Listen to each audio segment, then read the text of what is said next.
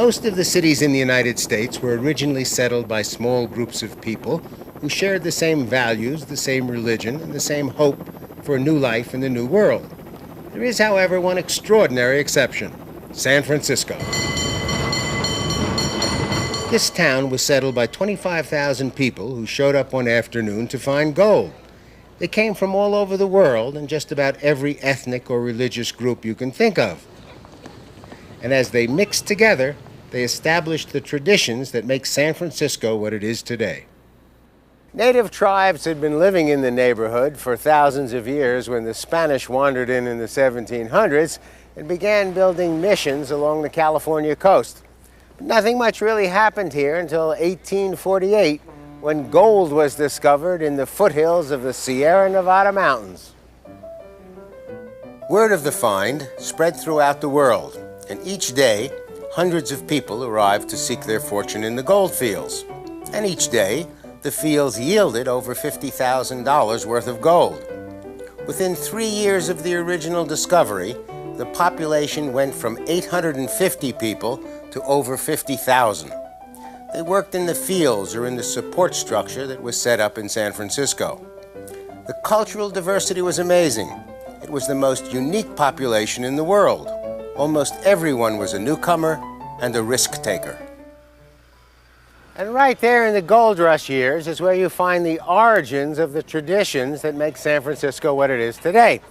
When you were working in those fields, you never knew where your neighbor was going to come from, what his religion might be, or his beliefs, or his lifestyle.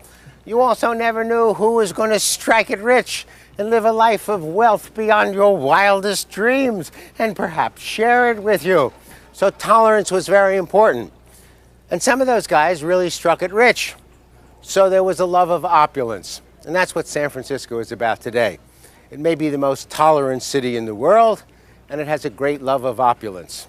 Makes it a great place to live in, but it also makes it a great place to be a visitor. The second most significant event in the history of San Francisco was the Great Earthquake. On April 18th, 1906, at 5:16 in the morning, every church bell in San Francisco began ringing. There was a deep rumbling sound throughout the city. Within 48 seconds, over 5,000 buildings collapsed. In less than a minute, the Great San Francisco earthquake was over. But the real damage was caused by the fires that followed the quake and lasted for 5 days. In 1906, the buildings and the streets were filled with gas lines and gas lamps, and when they ruptured, the city went up in flames. As soon as the fires were out, reconstruction began, and once again, cooperation between all groups became essential for survival. San Francisco is a city of neighborhoods. They overlap, and though you can't always spot the street where one ends and another begins, once you've arrived, it's easy to see that each neighborhood has its own distinct ethnic history, religion, culture, and food. North Beach is the ancestral home of the Italian community in San Francisco. In the 1830s, it was a cattle ranch that supplied fresh meat to passing trading vessels that popped in for supplies. Many of those ships came from the northern Italian city of Genoa.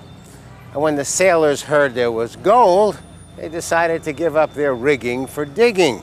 They also sent word back home about the gold, which meant that thousands of additional Italian men came here. They made a 5-month exhausting journey, only to discover that the good stuff was already gone. Yet, it was better here than back in the old country. The land was good for farming, the sea was filled with fish.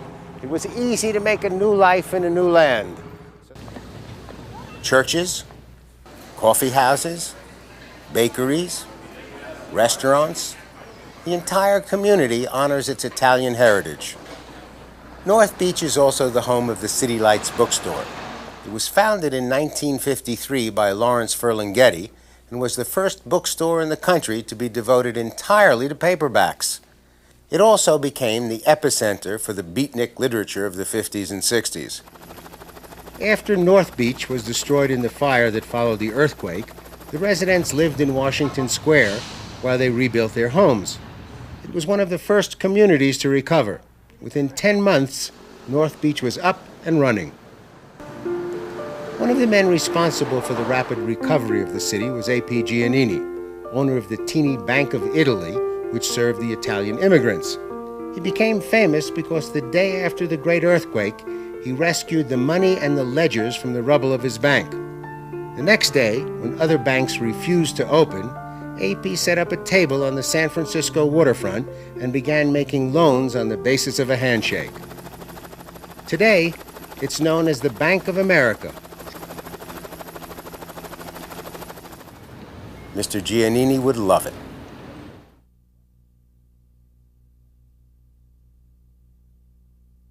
At the same time that the Italian community was putting together North Beach, those who had made their fortunes during the gold rush were building their great mansions, and the greatest of them were about to be built on Nob Hill.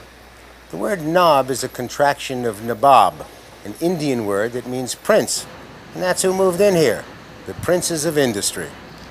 Nob Hill is the highest hill in San Francisco, but it was so hard to get to the top that no one wanted to build their home here until 1873, when the cable car was invented and the railroad barons of California agreed to build their mansions here, and a cable car company of their own running down California Street to Market where their offices were. You don't find many big homes made by the gold miners because they didn't actually make that much money. The real fortunes were made by people who sold things to the gold miners, like Leland Stanford, who was a grocer, or Charles Crocker, who was a dry goods salesman.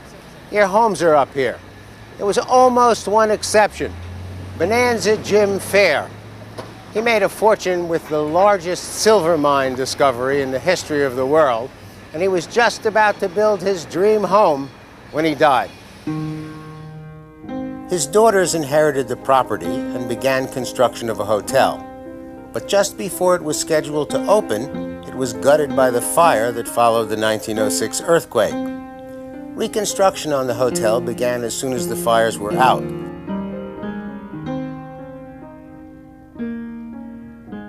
And it opened with a fantastic party just 1 year to the day after the quake. The Fairmont Hotel quickly became the social center for San Francisco society.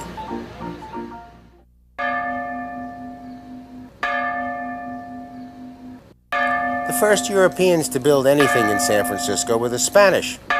Starting in 1769, they began building a chain of missions between San Diego and San Francisco. The Mission Dolores was built in 1776 and is still standing. It's San Francisco's oldest building. The ceiling is covered with ancient Native American designs that were painted on with vegetable dyes.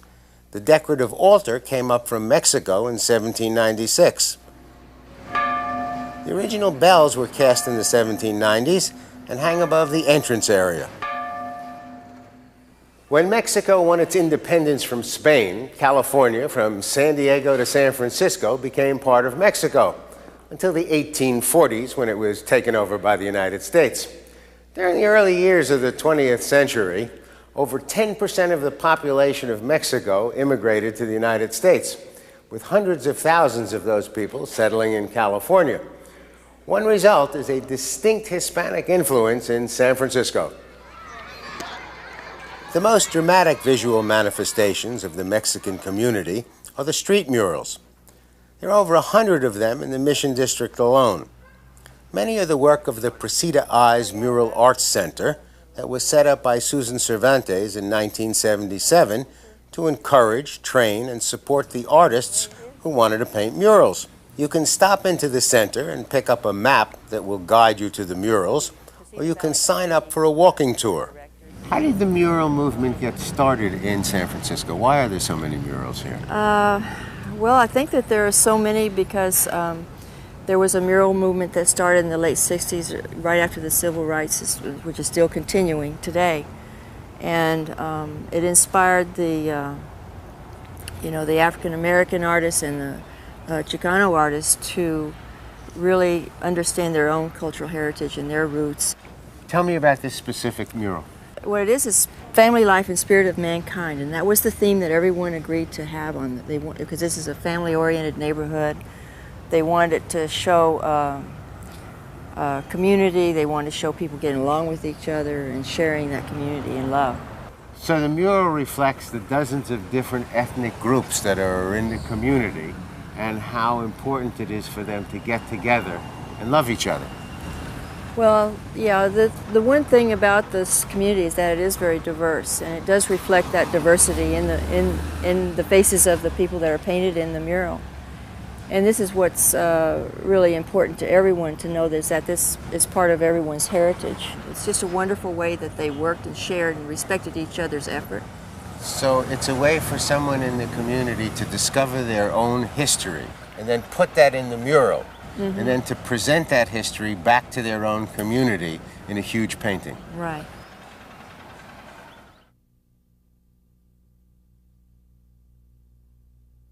The Spanish were the first Europeans to settle in the neighborhood, and the Chinese were the first Asians.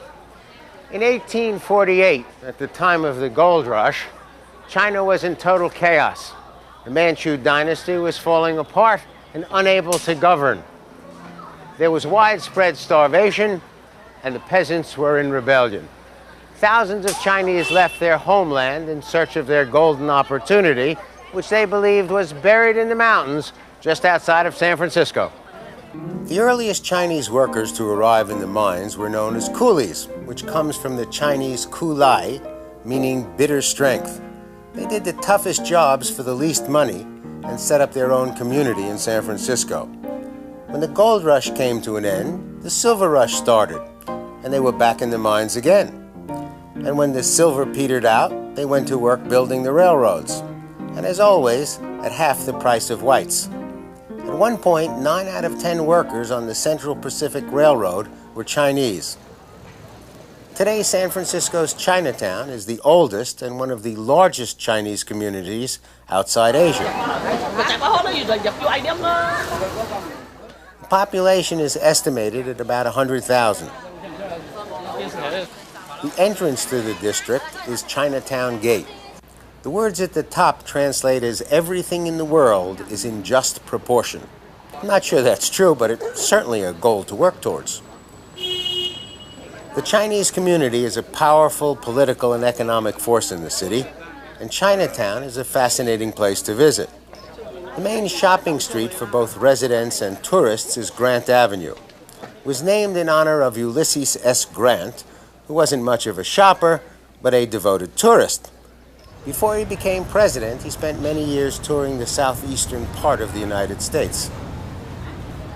You might also like to take a walk through Waverly Street, known as the Street of Painted Balconies. It feels much like the traditional streets of China. And if your stash of powdered antler horn is running low, you'll love this block. The French and many other European immigrants influenced the early cooking of San Francisco. But the biggest impact came from the thousands of Chinese laborers who worked in the gold fields and on the railroads and at the wineries.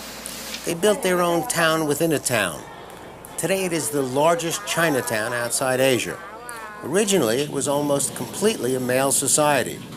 The men lived in small rooms without kitchens. All their meals were taken in nearby restaurants. Hundreds of restaurants, and at all levels of quality and expense. Today, some of the finest Chinese cooking in the world is right here in San Francisco. Good morning, America. Good morning. Shirley Fong Torres is known as the Wok Whiz. She is a cookbook author, historian, and television chef who has created a walking tour of her neighborhood that she calls "I Can't Believe I Ate My Way Through Chinatown." She also runs daily tours that cover the history, culture, and folklore of the community. So our first stop will be to Samuel Restaurant for a Chinese breakfast. This is churong fun. Churong in Cantonese means long, and fun means the rice noodle. This is cold, and inside is lean barbecue pork that they make here, and then there's coriander and green onions and some scrambled eggs. So it's sort of like a breakfast roll. And so you just pick it up with your either your fingers or your chopsticks as a little snack. One of my favorite produce markets is right there in the corner. Just try this. This is called dao miu. I hope you order this in the restaurant.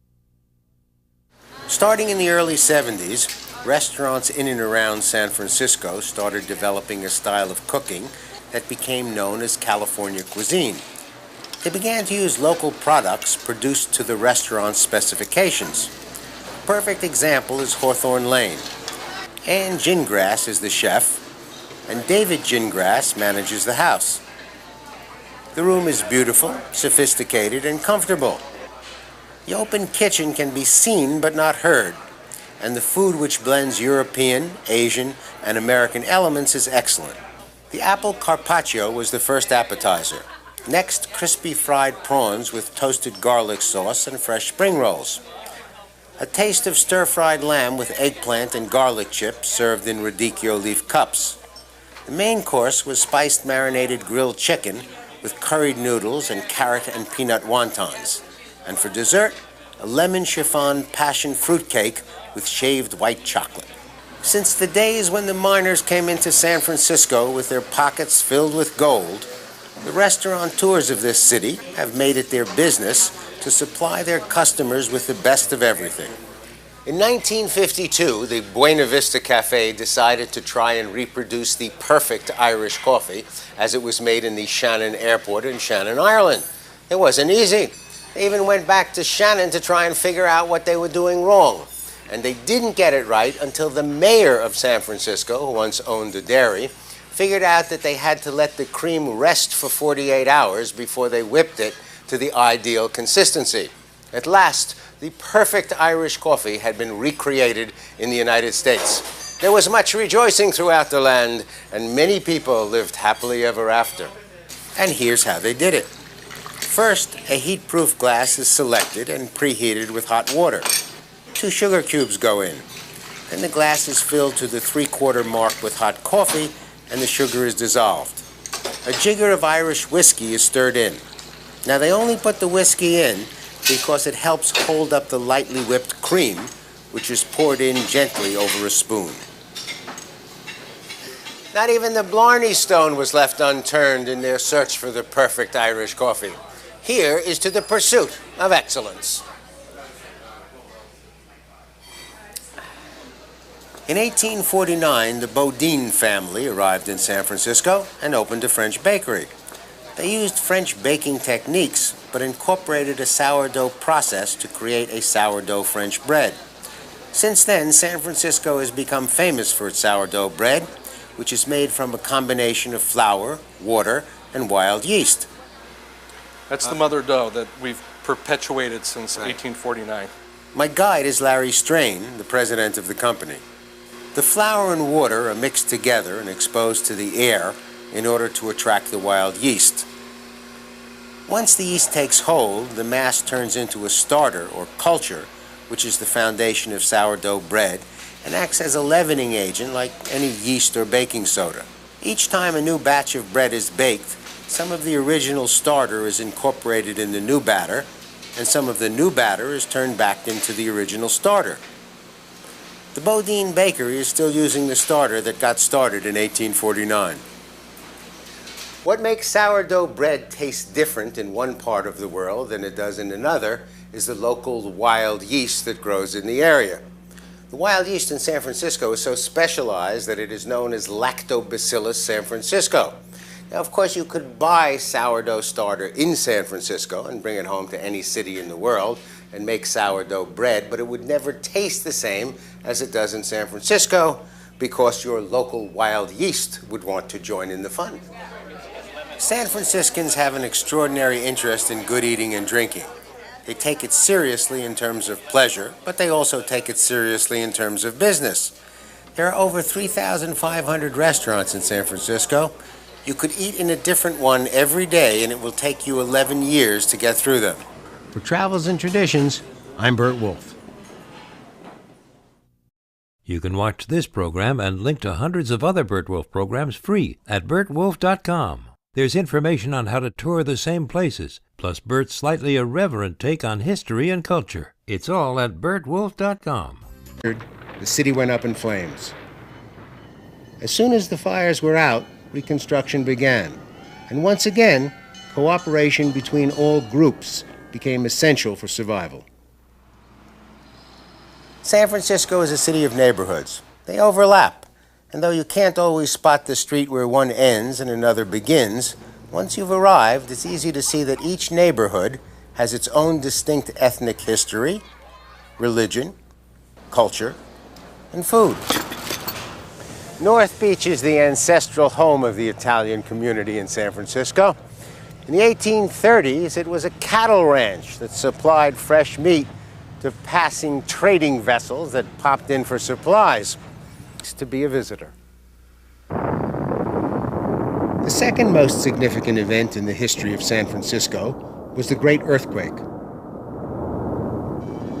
On April 18th, 1906, at 5:16 in the morning, every church bell in San Francisco began ringing. There was a deep rumbling sound throughout the city. Within 48 seconds, over 5,000 buildings collapsed. In less than a minute, the Great San Francisco earthquake was over. But the real damage was caused by the fires that followed the quake and lasted for 5 days.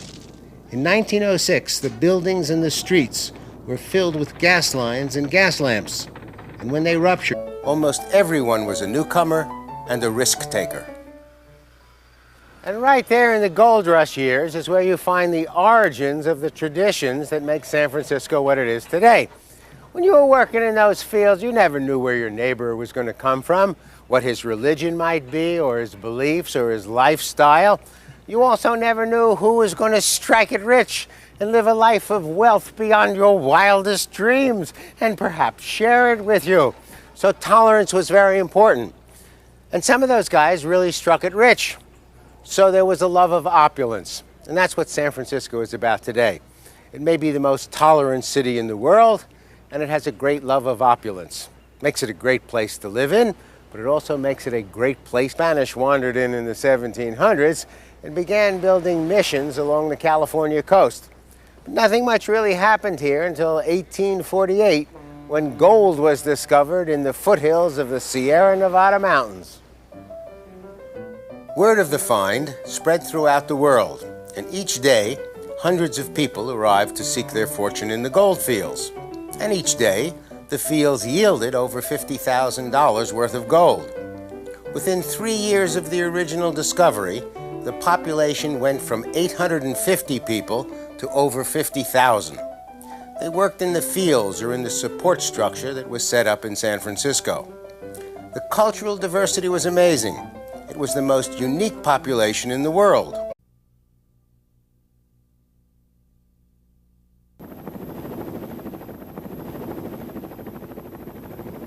Most of the cities in the United States were originally settled by small groups of people who shared the same values, the same religion, and the same hope for a new life in the new world. There is, however, one extraordinary exception: San Francisco. This town was settled by 25,000 people who showed up one afternoon to find gold. They came from all over the world and just about every ethnic or religious group you can think of. And as they mixed together, they established the traditions that make San Francisco what it is today. Native tribes had been living in the neighborhood for thousands of years when the